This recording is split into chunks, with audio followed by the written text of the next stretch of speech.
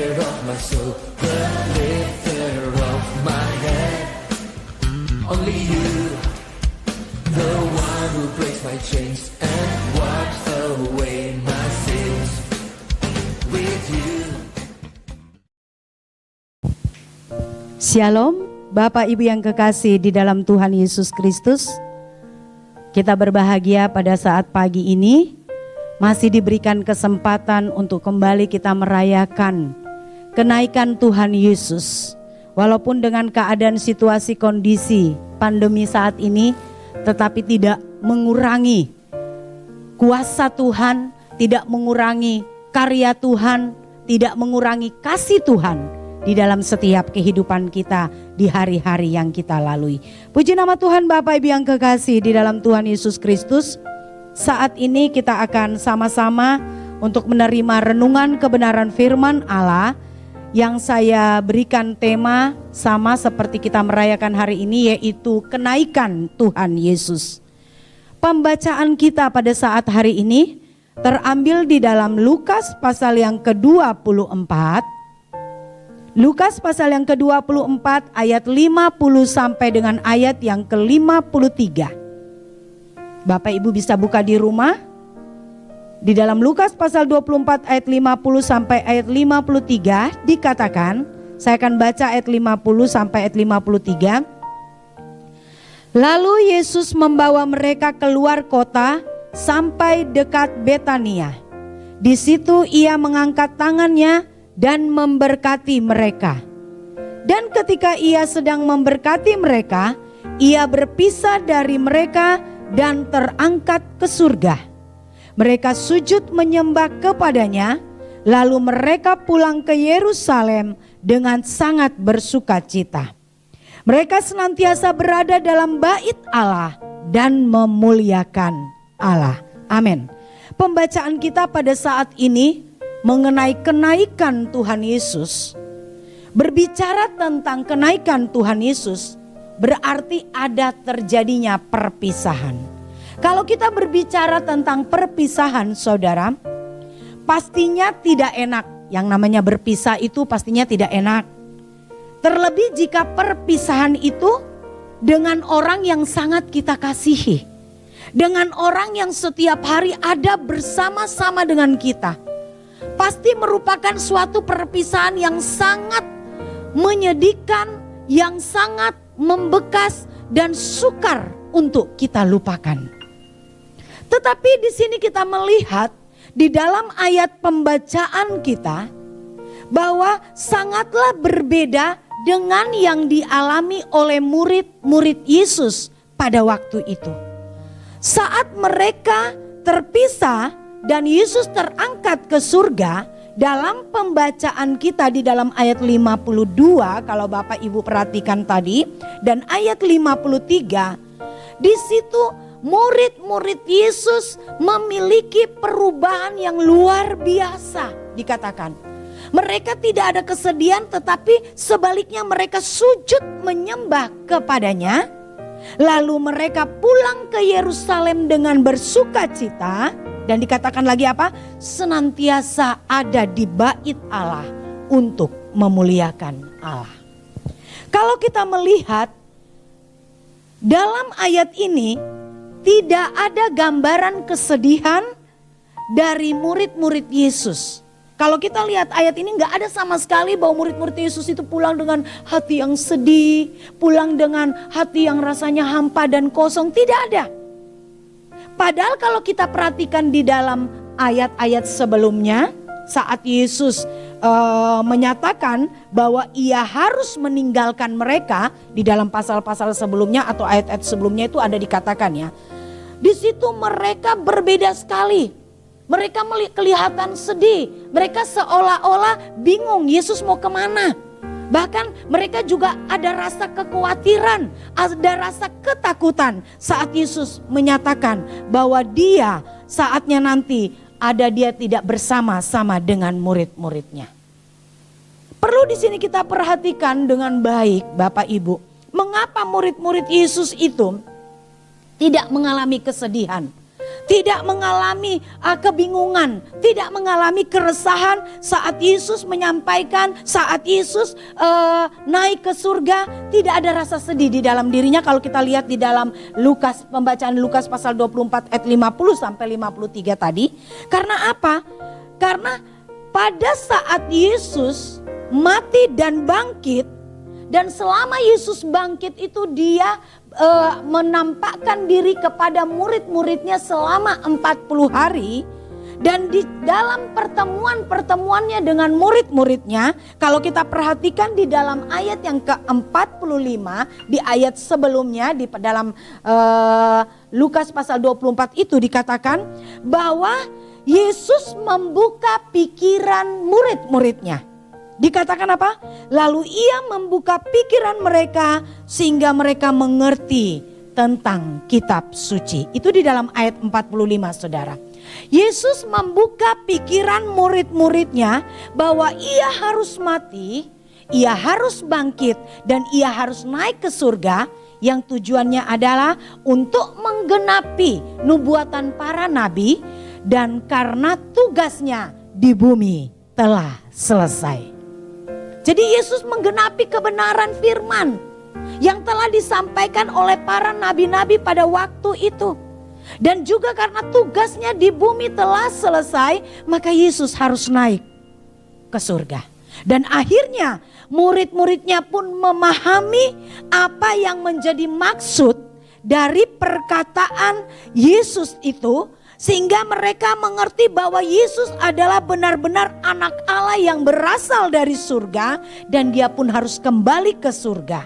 Dan berita pertobatan yang mereka terima dan pengampunan dosa yang disampaikan harus murid-muridnya sampaikan kepada seluruh bangsa. Terutama di Yerusalem. Jadi murid-muridnya diberikan tugas untuk menjadi saksi, untuk memberitakan tentang kebenaran itu. Di sini kita melihat hal inilah yang membuat murid-murid Yesus pulang ke Yerusalem dengan penuh sukacita dan menjadi bersemangat kembali. Tidak ada rasa kesedihan, tidak ada lagi duka cita seperti orang yang biasa ditinggalkan, tetapi ada gairah, ada semangat di dalamnya. Karena apa? Mereka tahu dan mengerti maksud kenaikan Yesus. Dan di dalam ayat selanjutnya dikatakan bahwa mereka kembali ke bait Allah. Dikatakan bahwa mereka kembali ke bait Allah untuk melakukan apa yang telah diperintahkan Tuhan untuk tetap tinggal di bait Allah. Nah di sini sekalipun fisik mereka, secara fisik Yesus tidak bersama-sama lagi dengan murid-muridnya, maaf ya, secara fisik murid-muridnya, Yesus tidak lagi bersama dengan murid-muridnya, tetapi itu tidak mengurangi sukacita dari murid-muridnya, tidak mengurangi semangat dari murid-muridnya, dan itu dibuktikan lewat apa? Murid-muridnya kembali ke Yerusalem dan berkumpul di suatu tempat untuk mereka bersama-sama tekun berdoa di dalamnya. Itu dinyatakan di dalam Kisah Rasul pasal yang pertama, dikatakan di dalam ayat yang ke-14. Kalau Bapak Ibu mau buka di dalam Kisah Rasul pasal pertama ayat 14 dikatakan, setelah Yesus naik ke surga ya, mereka kembali, mereka semua bertekun dengan sehati. Di sini mereka bertekun dengan sehati dalam doa bersama-sama dengan beberapa perempuan serta Maria, ibu Yesus dan saudara-saudara Yesus. Sama halnya dengan murid-murid Yesus yang pulang dengan penuh sukacita saat Yesus telah naik ke surga. Dengan kenaikan Yesus ini pun menjadikan kita sebagai umat-umatnya, sebagai orang yang mengikuti teladan Kristus, sebagai orang yang beriman kepada Kristus. Biarlah kita semakin kuat dan teguh seperti murid-murid Yesus. Mereka semakin kuat dan teguh, kita pun seperti itu. Kita semakin kuat dan teguh di dalam iman percaya kita kepada Tuhan. Karena apa? Karena kita tahu bahwa Yesus bukan pergi ke surga hanya untuk meninggalkan kita sesaat, Tetapi Yesus pergi ke surga adalah menunaikan tugasnya untuk menyediakan yang terbaik buat saya dan saudara. Bapak Ibu yang kekasih di dalam Tuhan Yesus Kristus, di sini kita akan melihat tujuan Yesus naik ke surga. Banyak ya, banyak makna tentang kenaikan Tuhan Yesus. Dan di sini saya ambil yaitu tujuan Yesus naik ke surga hanya ada 2. Kalau sebenarnya banyak, tetapi saya hanya ambil ada 2, yaitu tujuan Yesus naik ke surga adalah yang pertama, Yesus naik ke surga adalah untuk menyediakan tempat bagi kita. Oh, luar biasa. Ternyata saat Yesus naik ke surga, dia bukan meninggalkan kita dengan tiada harapan. Tetapi Yesus naik ke surga, dia menyediakan tempat bagi saya dan saudara. Luar biasa bukan? Kita akan buka di dalam Yohanes pasal yang ke-14 ayat 1 dan ayat yang kedua. Yohanes pasal yang ke-14, kalau Bapak Ibu saya akan buka ya. Di sini dikatakan Yohanes 14 ayat 1 dan ayat yang kedua. Perlu Bapak Ibu ketahui bahwa di dalam Yohanes pasal 14 ayat 1 sampai seterusnya, ini Yesus perkatakan kepada muridnya sebelum dia mengalami penderitaan. Sebelum dia mati, dia sudah memberitakan kepada murid-muridnya. Di dalam ayat 1 dan 2 katakan apa? Janganlah gelisah hatimu, percayalah kepada Allah dan percayalah juga kepadaku. Arti katanya apa? Saat Yesus sebelum mati dan sebelum bangkit, dia sudah memberitakan, dia sudah mengatakan kepada murid-muridnya bahwa saatnya nanti mereka tidak perlu takut, mereka tidak perlu gelisah, mereka tidak perlu merasa ada kegentaran. Tetapi di sini dikatakan bahwa jangan gelisah hatimu, mereka harus tetap percaya kepada Tuhan. Dalam keadaan kondisi apapun, murid-muridnya diingatkan untuk tetap percaya kepada Tuhan. Karena apa? Di rumah Bapakku banyak tempat tinggal. Jika tidak demikian, tentu aku mengatakannya kepadamu, sebab aku pergi ke situ untuk menyediakan tempat bagimu. Jadi Bapak Ibu yang kekasih, luar biasa bahwa Yesus naik ke surga mempunyai tujuan. Tujuannya adalah apa? Untuk menyediakan tempat bagi saya dan saudara. Jadi kita nggak perlu sedih. Kita nggak perlu sedih bahwa Yesus kenapa naik ke surga, berarti kita kehilangan figur seorang figur Yesus. Murid-muridnya juga nggak perlu sedih. Karena ada sesuatu yang Yesus lakukan di sorga. Dia menyediakan tempat bagi kita. Itu sebabnya kita bersyukur dengan kenaikan Tuhan Yesus ke surga. Kita pun memiliki tempat tinggal di surga. Kalau Bapak Ibu di dunia ini mungkin tempat tinggal kita ada yang sudah tempat tinggal permanen atau yang sudah punya milik sendiri, atau mungkin masih ada yang belum bisa beli rumah karena keadaan yang ada sehingga mungkin masih ngontrak. Gak usah takut, gak usah risau, gak usah kecewa, gak usah merasa minder. Karena apa? Karena kita mempunyai rumah, tempat tinggal di surga yang bukan dibuat oleh tangan manusia, tetapi tangan Yesus sendiri. Puji nama Tuhan Bapak Ibu yang kekasih. Pertanyaannya di sini, mengapa Yesus mau menyediakan tempat bagi kita di surga? Mengapa Yesus naik ke surga capek-capek mau buatkan kita tempat di surga? Yang pertama dikatakan, Yesus menyediakan tempat bagi saya dan saudara di surga karena Yesus mau di mana dia berada, kita pun berada. Yesus mau terus bersama-sama dengan kita. Yesus mau terus memiliki komunikasi dengan kita. Ada hubungan yang manis antara kita dengan Yesus. Dia inginkan itu karena dia mengasihi saya dan saudara. Dia mengasihi murid-muridnya. Sehingga dia katakan bahwa apa? Di mana dia berada, di situ juga kita berada. Untuk itu dia naik ke surga untuk menyediakan tempat. Sehingga surga berpenghuni orang-orang yang hidup di dalam kebenaran. Dikatakan di dalam Yohanes pasal yang ke-17 ayat 24, ini merupakan doa Yesus. merupakan kerinduan Yesus. Dia katakan apa? Ya Bapa, aku mau supaya dimanapun aku berada, perhatikan, mereka juga berada bersama-sama dengan aku. Mereka yang telah Engkau berikan kepadaku, agar mereka memandang kemuliaanku yang telah Engkau berikan kepadaku, sebab Engkau telah mengasihi aku sebelum dunia dijadikan.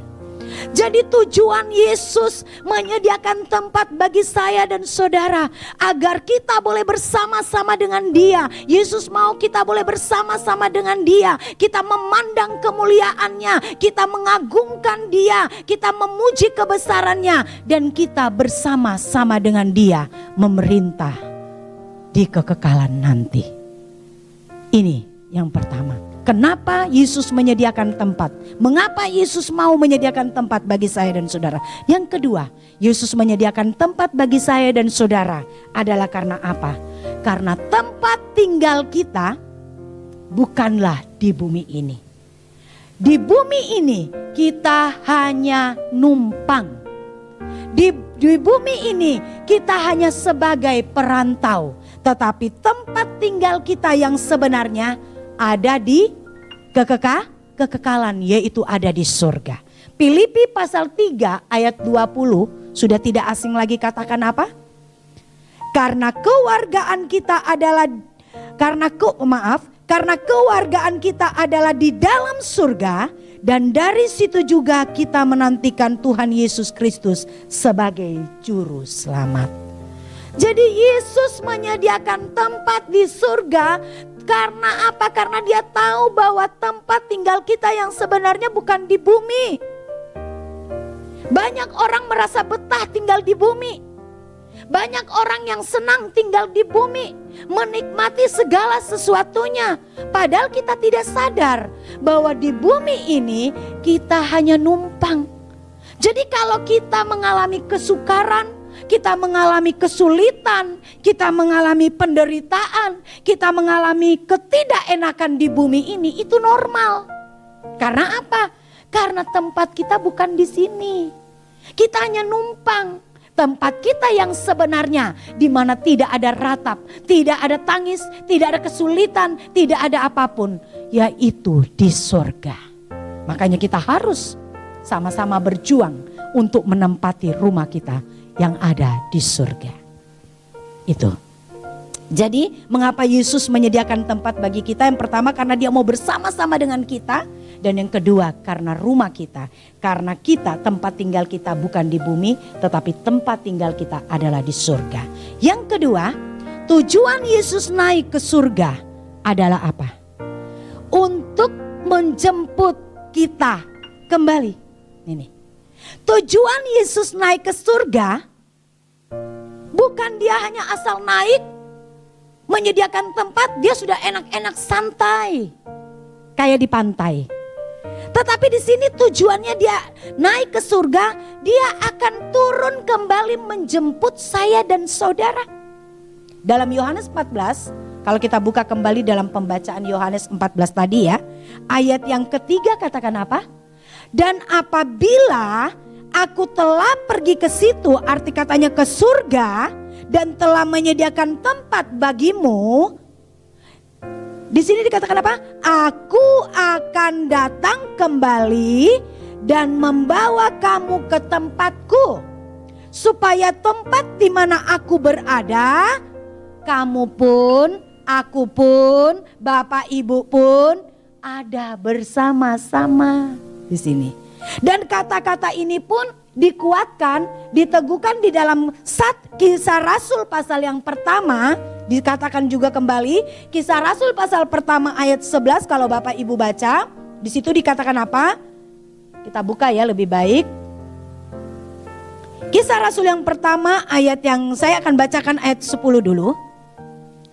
Ketika mereka sedang menatap ke langit, waktu Ia naik itu, tiba-tiba berdirilah dua orang yang berpakaian putih dekat mereka dan berkata kepada mereka, "Hai orang-orang Galilea, mengapakah kamu berdiri melihat ke langit?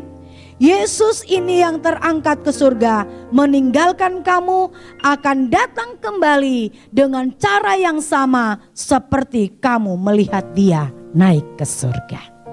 Bapak Ibu yang kekasih di dalam Tuhan Yesus Kristus, yang terpenting di sini adalah saat Yesus naik ke surga, dia akan turun kembali untuk menjemput kita.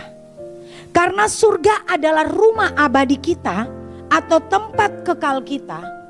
Untuk itu sebelum saya dan saudara dijemput, kita harus mempersiapkan diri agar kita menempati rumah kita dengan layak. Layak untuk ditempati. Kalau Bapak Ibu ketahui, rumah di bumi saja yang bersifat sementara, saat kita mau menempati rumah di bumi itu ada syaratnya.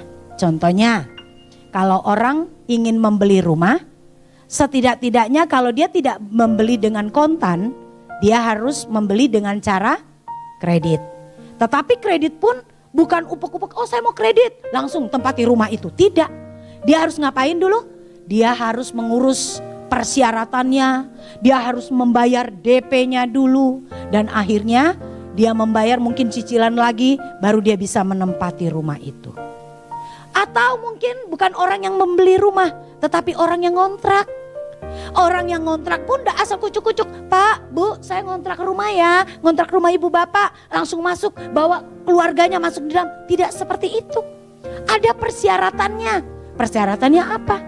Mungkin dia harus membuat suatu perjanjian dengan pemilik rumah. Kedua, dia harus membayar. Mungkin dia tidak bisa bayar secara lunas, tapi ada pembayaran secara bertahap.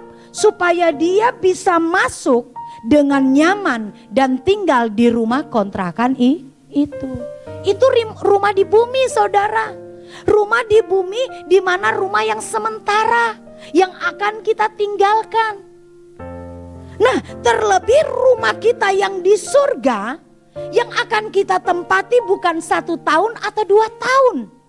Tetapi yang akan kita tempati selamanya. Kekal. Itu pastinya memiliki syarat yang luar biasa. Perlu dipersiapkan dengan sebaik mungkin agar kita bisa menempati rumah kita di surga.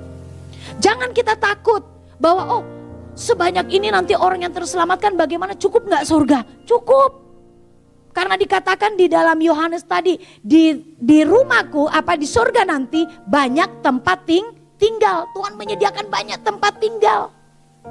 Kitalah yang di bumi ini sebelum Yesus menjemput, ini menjadi PR saya dan saudara. Bahwa sebelum Yesus menjemput saya dan saudara, persiapkanlah dirimu untuk pulang ke rumahmu yang kekal. Hal ini yang sulit. Kadang-kadang kita katakan aku bersyukur Yesus adalah Allah yang baik. Dia membebaskan kita dari dosa. Dia akan menyediakan tempat bagi kita. Hello, ingat. Yesus akan menyediakan tempat bagi orang yang hidup di dalam kebenaran. Dan kapan kita harus bisa melakukan kebenaran itu? Kita lakukan kebenaran itu bukan di sorga nanti. Tetapi sebelum kita menempati rumah kita harus mengerjakannya di bumi ini. Rumah kita harus bangun rumah yang di sorga itu. Tuhan bangunannya, Tuhan yang akan menjadi arsiteknya di dalam membangun rumah itu. Kitalah yang memberikan materialnya. Ngerti? Kita yang harus membangun rumah kita supaya rumah kita itu jadi dengan baik di surga. Caranya seperti apa? Dengan hidup di dalam kebenaran. Kita harus berjuang. Untuk itu kita perlu berjuang terus. Berjuang terus untuk kita bisa memiliki rumah kita di surga. Tidak peduli rumah di bumi ini rumah kita reot. Tidak peduli rumah kita yang di bumi ini hanya rumah SSS, rumah sangat sederhana. Atau tidak peduli rumah kita yang di bumi ini adalah rumah yang ngontrak. Selama kita tinggal di bumi kita tidak pernah beli rumah, tidak punya rumah. Tetapi di surga nanti kita punya rumah keabadian yang tidak bisa diganggu oleh siapapun. Di dalam Kolose pasal 3 ayat 1 sampai 4. Kolose pasal 3 ayat 1 sampai 4. Kalau Bapak Ibu ini perhatikan. Di situ perjuangan kita, untuk itu kita perlu berjuang terus. Di dalam Kolose pasal 3 ayat 1 sampai 4, saya akan bukakan dulu ya Bapak Ibu. Mohon bersabar sebentar. Ya, Kolose pasal 3 ayat 1 sampai 4 dikatakan, karena itu kalau kamu dibangkitkan bersama dengan Kristus, carilah perkara yang di atas, di mana Kristus ada, duduk di sebelah kanan Allah. Pikirkanlah perkara yang di atas, bukan yang di bumi. Sebab kamu telah mati dan hidupmu tersembunyi bersama dengan Kristus di dalam Allah. Apabila Kristus yang adalah hidup kita menyatakan diri kelak, kamu pun akan menyatakan diri bersama dengan Dia dalam kemuliaan. Kewajiban kita adalah mempersiapkan diri untuk pulang. Jadi kematian itu bukan lagi suatu hal yang menakutkan bagi orang-orang yang hidup di dalam kebenaran. Kematian bukan lagi suatu hal yang menakutkan, bukan lagi suatu duka cita yang berkepanjangan bagi orang yang hidup dalam perjuangan iman kepada kehendaknya. Akan menjadi hal yang menakutkan kematian itu apabila saat kita ada di bumi mengisi hari-hari hidup kita tidak sesuai dengan kehendaknya. Itu yang menjadi menakutkan. Tetapi merupakan suatu kebahagiaan bagi kita kematian saat kita hidup di dalam kebenaran firman. Untuk itu kita disuruh berjuang untuk supaya kita siap pulang ke surga, pulang menempati rumah kita yang abadi itu. Kita perlu mencari perkara-perkara yang di atas, di mana Kristus ada. Kita juga perlu memikirkan perkara-perkara yang di atas, bukan yang di bumi. Karena kalau orang yang mau naik ke surga, tidak mungkin pikirannya, hatinya terarah terus ke bumi. Karena kalau pikirannya dan hatinya terarah ke bumi, otomatis dia akan tidak mau naik ke surga. Karena apa? Di bumi dia merasa sudah senang. Tetapi saat kita mengarahkan pandangan kita ke surga, ke Kristus, maka hati kita pasti inginnya ke surga terus. Keinginan kita, kerinduan kita hanya untuk menyenangkan Tuhan terus. Karena syaratnya kita mau memiliki tempat di surga adalah kita mau menyenangkan hati Bapa. Ini mengartikan bahwa hidup kita arahkan sepenuhnya hanya untuk melakukan kehendak Tuhan. Melakukan kehendak Tuhan di sini lewat apa? Lewat sikap hidup kita, lewat pikiran kita, lewat perbuatan kita yang senantiasa menggambarkan karakter Kristus. Ini yang perlu kita perjuangkan. Memang sulit untuk kita bisa siap naik, siap menyongsong kedatangan Kristus dalam kehidupan kita, baik secara pribadi atau kedua kalinya dalam kehidupan ini. Dikatakan bahwa kita harus mengarahkan pandangan kita sepenuhnya kepada Tuhan, kepada kehendaknya, kepada maunya Tuhan. Lewat apa? Lewat sikap hidup kita yang bisa menjadi berkat, mengenakan karakter Tuhan, mengalami perubahan, pembaharuan karakter setiap hari, setiap saat dalam hidup kita. Dan yang selanjutnya dikatakan apa? Tidak ada lagi hal apapun dikatakan. Kita harus memikirkan perkara-perkara yang di atas. Arti katanya tidak ada hal apapun yang kita kejar di dunia ini melebihi Tuhan dan kerajaannya. Tidak ada hal apapun yang akan kita kejar di bumi ini, bukan berarti kita duduk manis. Bukan berarti kita tidak bertanggung jawab dengan hidup kita selama kita di bumi. Bukan. Kita juga harus bekerja. Bahkan kalau ada berkat kita juga bisa menikmati. Tapi bukan itu lagi yang menjadi sumber pengejaran kita, sumber kesenangan kita. Karena yang menjadi sumber kesenangan kita bukan yang ada di bumi. Kita cuma hanya di bumi ini, kita hanya numpang. Berarti sumber kesenangan kita, sumber yang kita kejar, yang menjadi pengejaran kita adalah Tuhan dan kerajaannya. Yang menjadi perjuangan kita, yang harus kita perjuangkan. Supaya apa? Supaya saat Tuhan datang menjemput saya dan saudara, kita berkeadaan layak dan kudus. Ini yang Tuhan mau. Arti katanya kita siap. Bapak Ibu yang kekasih dalam Tuhan Yesus Kristus. Kesiapan, persiapan gereja Tuhan untuk mengalami penjemputan Tuhan harus kita kerjakan. Bukan hanya di omongan doang. Aku mau berubah, aku mau hidup dalam kebenaran. Atau saat terjepit berjanji untuk berubah dengan Tuhan, tidak. Tetapi kita mau berjuang selagi masih ada waktu dan kesempatan. Kalau kita melihat dalam perumpamaan, yaitu 5 gadis yang bodoh dan 5 gadis yang bijaksana. Di situ kita perhatikan, mereka sama-sama menantikan kedatangan mempelai.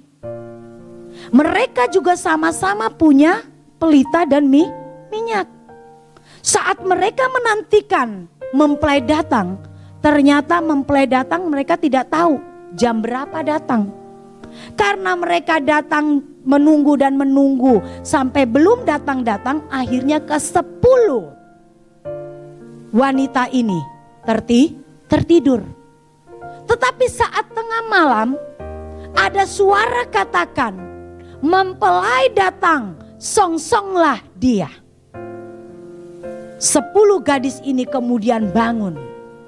Tapi kita lihat ada perbedaannya. 5 gadis yang bodoh ini akhirnya apa? Bangun dengan gerusu-gerusu karena dia kehabisan minyak. Tetapi gadis yang bijaksana ini, dia bangun dengan tenang karena dia mempunyai persiapan, yaitu apa? Minyak. Gadis yang bodoh ini meminta minyak kepada gadis yang bijaksana. Tapi gadis yang bijaksana ini tidak mau memberikan minyaknya karena dia takut akan kehabisan juga. Akhirnya 5 gadis yang bodoh ini pergi mencari minyak. Saat dia pergi mencari minyak, mempelai itu pun datang. 5 gadis yang bijaksana akhirnya menyongsong, akhirnya menemui, dan dikatakan apa? Dia bersama-sama dengan mempelai itu. Dan mempelai itu pun akhirnya bersama-sama dengan 5 gadis yang bijaksana itu. Dan dia masuk di dalam perjamuan kawin. Dan pintu pun tertutup. Bapak Ibu yang kekasih dalam Tuhan Yesus Kristus. Kehidupan kekristenan kita bagaikan 5 gadis yang bijaksana. 10 gadis ini yang bodoh dan yang bijaksana sama-sama mempunyai pelita dan minyak. Mereka sama-sama punya firman. Mereka sama-sama memiliki Roh Kudus. Roh Kudus berdiam di dalam diri mereka. Tetapi perlu kita ingat, kita jangan bangga kalau kita sudah ada firman, tetapi kita tidak mau menjadi pelaku firman. 5 gadis yang bodoh ini, dia ada kebenaran firman, tetapi semangatnya, gairahnya, kedalamannya dengan Tuhan mulai pudar. Sebelum Yesus menjemput, minyaknya telah habis. Hidup kekristenan pun seperti itu. Kadang mulai berapi-api, mulai ada KKR, ada seminar, berapi-api, semangat luar biasa. Tetapi saat akhirnya berjalan seiring waktu, proses itu tetap datang, mulai kendor. Dihimpit dengan masalah, dihimpit dengan tekanan. Bahkan dia katakan, oh katanya Tuhan mau datang-datang, kok Tuhan tidak datang-datang. Mulai imannya kendor. Nah di sini kita diajar untuk mengerjakan keselamatan itu. Kita kerjakan terus dengan keadaan apapun, kita harus berkeadaan yang siap. Siap untuk hidup dalam kekudusan. Walaupun untuk hidup di dalam kekudusan banyak proses kematian daging yang akan kita alami. Sakitnya luar biasa. Perjuangan yang harus kita hadapi adalah sangat luar biasa. Tetapi endingnya kita akan bersama-sama dan kita akan menempati rumah kita.